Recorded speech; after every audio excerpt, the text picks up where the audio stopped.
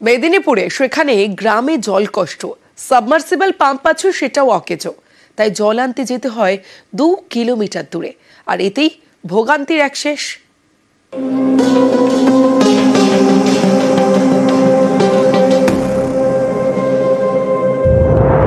মেদিনীপুর সদর ব্লকের চাঁদরা গ্রাম পঞ্চায়েত, এখানকার কুণ্ডলবনি গ্রামে চরম জলকষ্ট।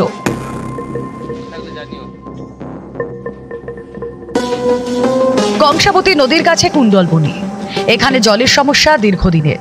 সেই মতো উদ্যোগ নেয় পঞ্চায়েত, সজলধারা প্রকল্পে বসানো হয় সাবমার্সিবল পাম্প।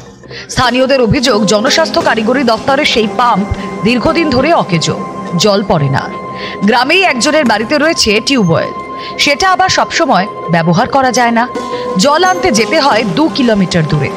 গ্রামবাসীদের দাবি, এই নিয়ে বারবার পঞ্চায়েত অফিসে জানিয়েও লাভ হয়নি।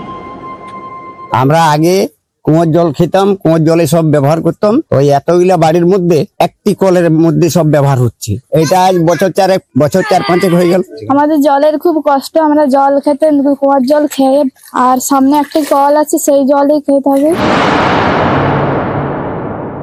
সুযোগের সময় কথা হয়েছে, উনি বিধানসভা ব্যাপারটা জানিয়েছেন। কয়েকটা বাড়ি তো জল পায়নি, কিন্তু টিউবওয়েল তো আছে। 18টা সংসদ, কোথাও কোনো সাবমার্সিবল পাম্প বন্ধ হয়নি। যদি এটা হয়ে থাকে, কালকে আমি স্টেপ নেব। মেদিনীপুর থেকে শোভন দাস, নিউজ 18 বাংলা।